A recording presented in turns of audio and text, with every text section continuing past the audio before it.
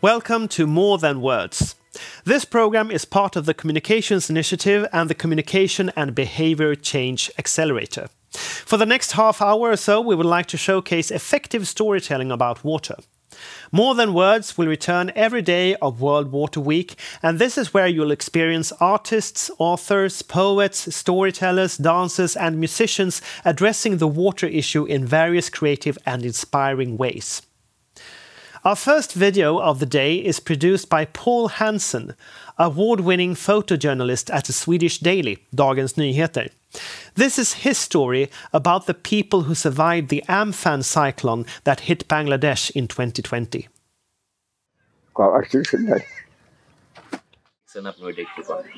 আমি যখন কলবেট থেকে আসছিলাম তখন ঝড় মানে এই টিনগুলো বাতাসে উড়িয়ে চলে যাচ্ছে। আমি তখন জোরে দৌড় দিলাম বাড়ির দিকে এসে এখান থেকে আড়ে আড়লাম, এসে দেখলাম আমার বাড়ির এই যে বারান্দা বলি এর ওপরে পানি এক হাতের মতো উঠে গেছে। এবার বাড়িওয়ালারে বললাম, তুমি এখনো বাড়ি কেন? বাড়ি চলে এখান থেকে তো থাকা নিরাপদ না, এরপর এখান থাকলে তো বিপদ হয়, মানে মারা পড়ব। Här i Bangladesh är klimatkrisen ingen framtidsdystopi. Den är verklighet redan nu. Landet som har stått för mindre än en tusendel av världens utsläpp historiskt riskerar nu att svämmas över av vatten från alla håll. Av smältande glaciärer i Himalaya, stigande hav och allt värre cykloner. I höstas stod en tredjedel av landet under vatten efter extrema översvämningar. Och till sekelskiftet räknar experter med att havet har svalt upp till en femtedel av marken för gott om inget görs. Klimatkrisen slår också till mot Bangladesh mitt i en häpnadsväckande utvecklingsresa. Ekonomin har vuxit i rekordtempo. 25 miljoner människor har lyfts ur fattigdom på bara 15 år i Bangladesh. Och tack vare omfattande satsningar på stormskydd och varningssystem har faktiskt antalet döda i naturkatastrofer rasat ner i källaren. Men frågan är, vilka liv är det egentligen som Bangladesh invånare räddas till? Mohammed Taser Ali Sheikh överlevde när jättecyklonen Amphan slog till mot landet förra året, mitt under pandemin. Nu är han en av runt 1 miljon människor som förlorar sitt hem och sitt levebröd under katastrofen.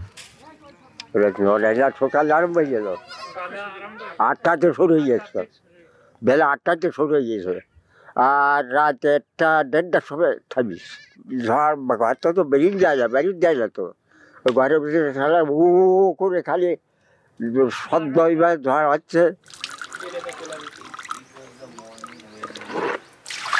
Och i klimatkatastrofernas spår i Bangladesh krossas inte bara bostäder och sysselsättning utan också framtidsdrömmar.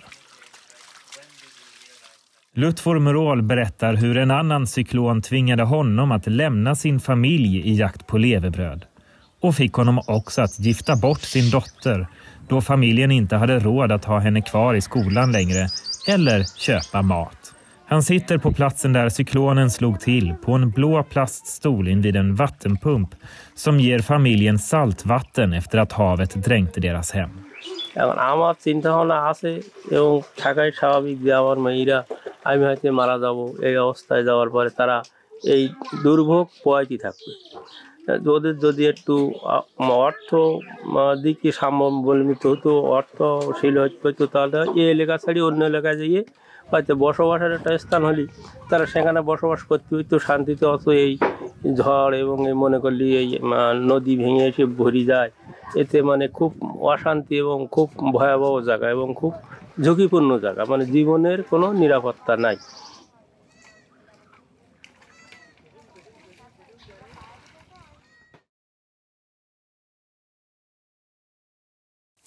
One of the participants from the training program conducted within the framework of the World Water Week Communications Initiative has contributed with our next video.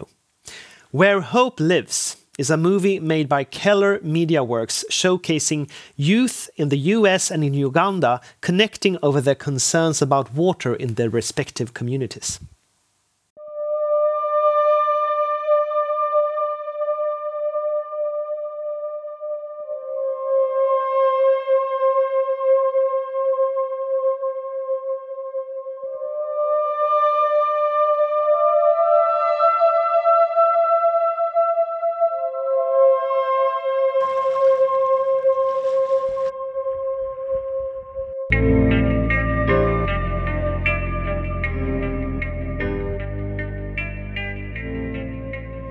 right now, as you can see, people are not, people are busy doing their work, but with no toilets, people have no clean water.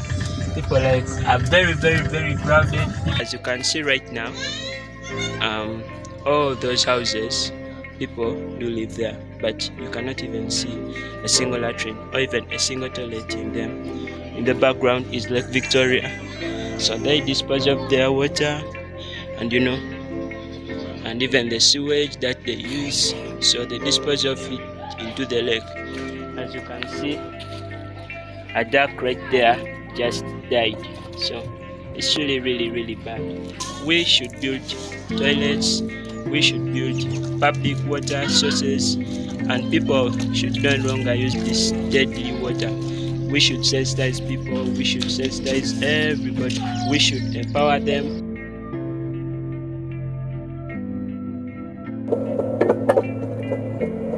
One of the main issues that Lake Michigan is facing from Milwaukee is stormwater runoff. This takes form in salt, which runs straight from the streets in the winter right into the lake, garbage that people leave in the streets, anything that's just on the streets is pretty much washed straight into the lake. Another issue is sewage overflow, which when the sewage system is overwhelmed, raw sewage is just dumped straight into the lake.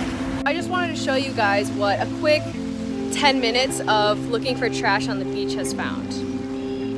And this really illustrates that everything that comes from the city itself is washed straight down into this kind of beach rock area, and then once a big storm hit is carried right out into Lake Michigan right behind me. And it's a problem I'd really like help solving. I'm right now at the River Nile, and I'm here to present for you or to show for you how the Nile looks like. Right now the water is it's been contaminated, it's already dirty, and you can see there are people washing cars.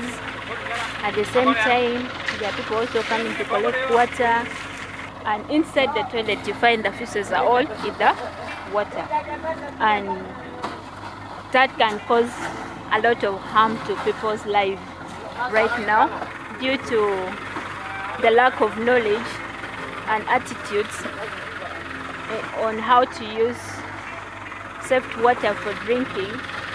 There are people washing clothing, there are those who are collecting water. At the same time, someone is also drinking. And the water, it's already dirty. It has been contaminated, and you find that there are people who are also getting water for drinking. And I don't know what to do. I need your help. For us, fresh water means an access point for life itself. It's important to us because without it, we'd not be able to function nor enjoy what the world has to offer. But we also have to remember that water is one of the biggest factors of life, so we have to protect it. The water situation where we live is relatively good right now, but one of the biggest problems that we are facing is pollution in our waterways. As you can see, we have a lot of algae and waste or garbage in our waters. Things like this can easily get blown into our water and therefore harder to pick up by people like us. We're trying to solve it by communicating it to others so we can all work as a group. We're also trying to help it by picking up the trash. So this is our tap stand. The water in it is not enough. Sometimes it comes, but sometimes it's not there. So here, your people are seeing it's really not okay, and the sanitation is very poor. So we are going to work together with some of my colleagues. I will engage them. I will make sure that we clean around. We are going to work together and clean around so that it will look nice and people have access to healthy water.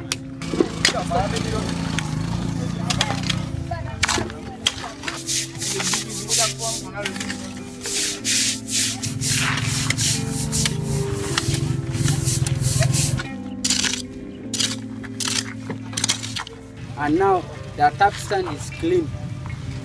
Remember, healthy water makes healthy lives.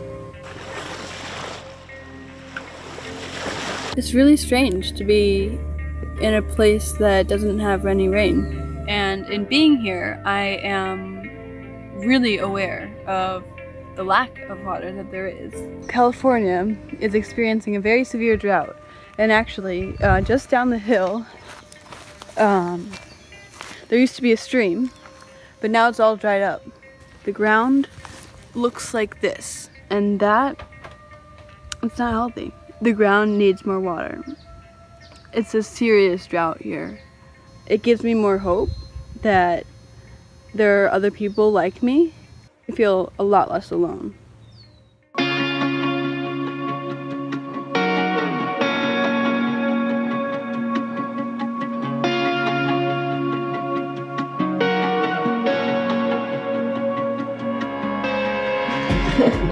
Yeah. Welcome, water solutionaries. A problem that I'd like to solve is stormwater management. You know, sewage overflow when we get heavy rainfall, that, you know, raw sewage just ends up going straight into the lake. When we were cleaning the water point, actually we did that one to keep the surrounding clean and look healthy. So one problem that you really see here is microplastics in our lakes. We walked down to the beach and we picked up a bunch of like Dunkin' Donuts, single-use plastic cups. I've identified their latrines have collapsed. Someone is coming to collect water from there, like for cooking, washing utensils, and that is it's very, very dangerous. People are getting their water in the lake, so I thought of construction of maybe a borehole, or this kind of wells. Very, very improved water sources.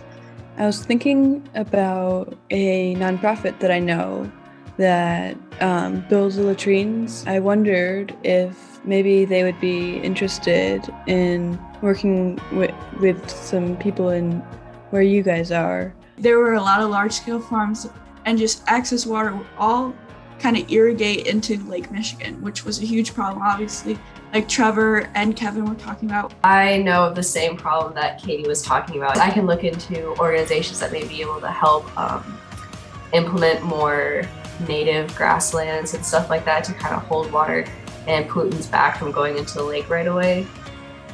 I've always taken for granted like what my lake has, and it's really interesting hearing about some of the other problems that have never really affected me directly. So I'm definitely going to be more active in looking into research and stuff and seeing how I can help.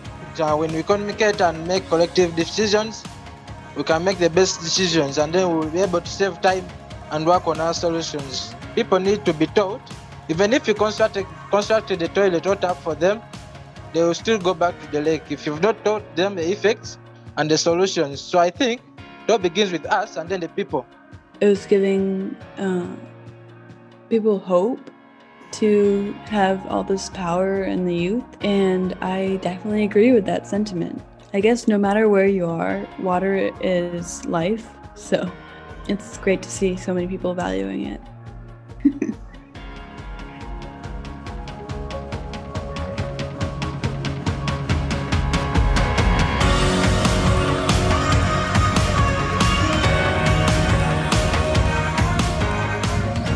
Defecate in the lakes, that cause a lot of diseases, and they use it for drinking. They drink unboiled water. We need to get filters for them. Basically, the main threat to Lake Michigan is water pollution, and we can pretty easily stop it by cleaning up after ourselves.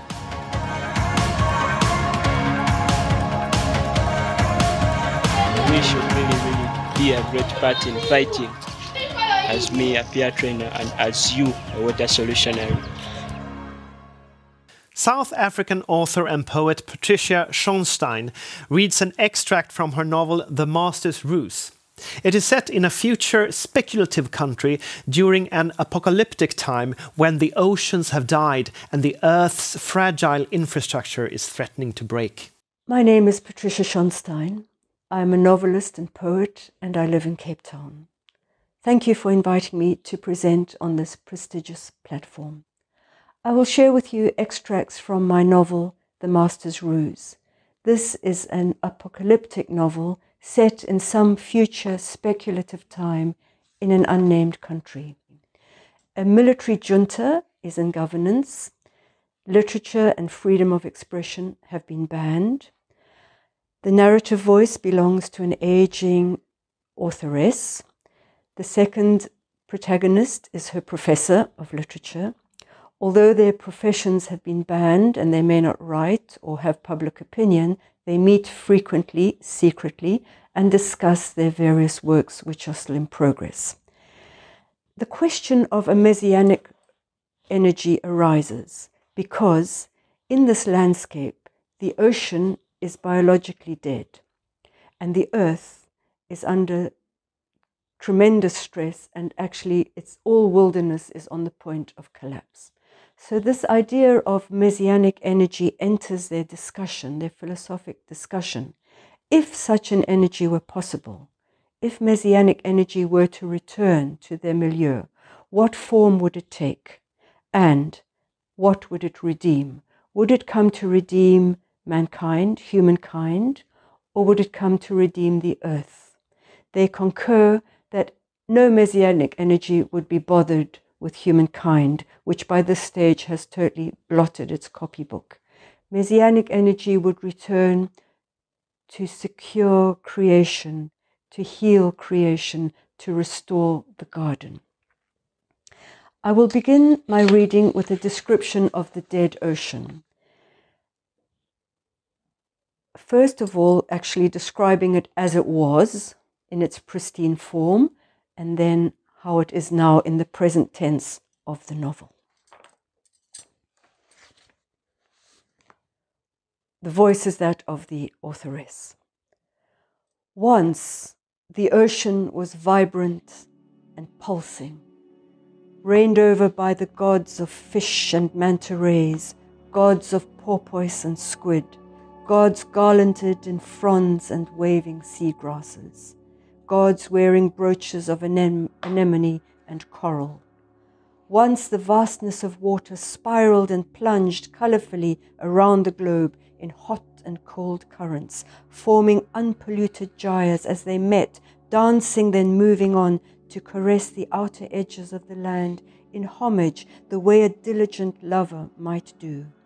These currents were made jubilant by great shoals amassing as dense, lithe, silver underwater clouds, pelagic winds perfumed by kelp and illumined by phosphorus invigorated all who breathed of them. But now the ocean is like dark, thick, melted velvet, forlornly moving between the land masses, searching for lost meaning. The waters are funerary and despondent, weighted by mourning, burdened by a contagion of floating cadaver-grey, sun-bleached plastic. Vast lengths of fishing nets drift like hungry ghosts, seeking life themselves in vain. Black-blue rolling tides try to empty themselves of their affliction, throwing flotsam at the high water mark. Calcified carcasses, delivered with the detritus, wash up, covered in lesions, their shining and gills corroded, their radiance dull. At full moon, I would go down to the beach to offer some word of lamentation, for then the water took on a softened though macabre beauty under the lunar witch white. Many a time I called out toward the waves over the rippling sheet of gunmetal silk, that vast mercurial waste, to whatever life might still remain in it. I sought to summon whales, though these were long extinct. I hoped that in the water some remnant of their spirit still moved. I wanted to inform whatever was left of those leviathans, even if only their spine and baleen, that their death was not my doing, that I had had no power to halt their harpooning, that I had not been able to stop their home from becoming a cesspool, that it was not I who had poured solvents and radioactive waste into their domain. The instruments of their demise, if they escaped the whalers, had been many. Behemoth shipping vessels had collided with them. Ropes and buoys had entangled them. Plastic had suffocated them. Chemical had burnt and blinded them. but it was the loss of their song that killed them off in their entirety. Their hymns were muted by human dissonance. They could no longer hear each other in the depths. Their lexicon had once been one of cantata, of a cappella, of duet and sona hymn. These songs, cathedralic in their scope and majesty, would circle the whole globe, but they had no timber against the booming engines of container ships and oil rigs, against the frequencies emitted by submarines and underwater military installation. Their songs failed against the explosions and cacophony of dredging and deep-sea mining. Without chorus, whales had no purpose and would throw themselves upon the beaches, whole pods at a time, great carcasses sacrificed upon an altar of dirty sand. They should have been recognized as emissaries. It should have been seen that they had come to warn of the sea's doom and the earth's coming plight, but few men gave them ear. They lay until all flesh had fallen from them, until their bones crumbled. If any living thing heard me calling from the beach, there was no response, no whisper of forgiveness. The only sound was that of the waves crying against the shore as they continued to seek meaning in acts of faith. In the end, everything merely succumbed.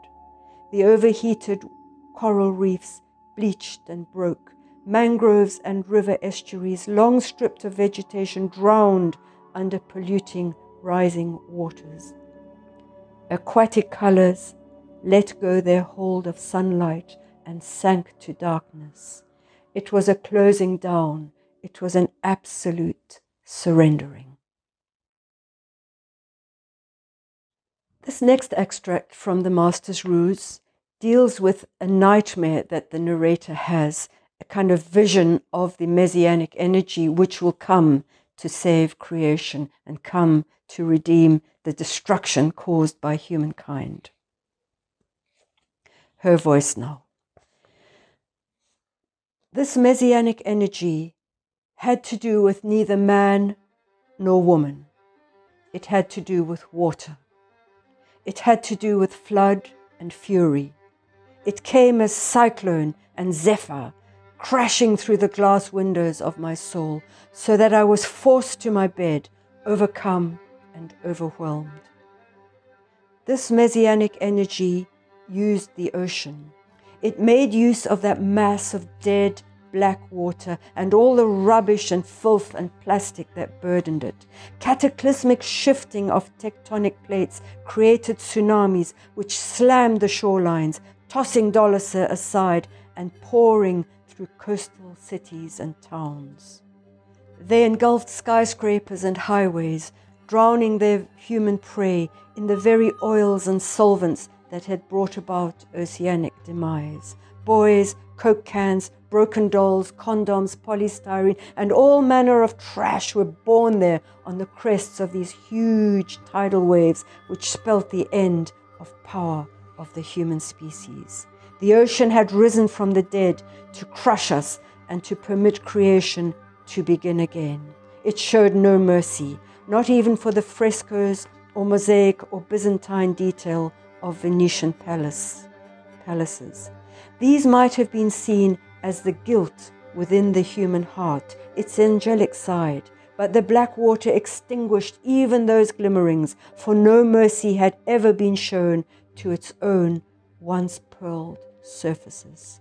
From inland, the rivers collaborated, swelling with torrential rain that the storms had delivered, bursting forth and drowning everything in their path. They broke the huge dams that had harnessed their spirits and threw down tonnage upon tonnage of concrete. The fury of the water cut away at landscape, resculpting it, destroying fields and enclosures, splintering fences. And then, after they had reclaimed floodplain and wetland, the waters settled, seeming to heave a as redemptive silence prevail.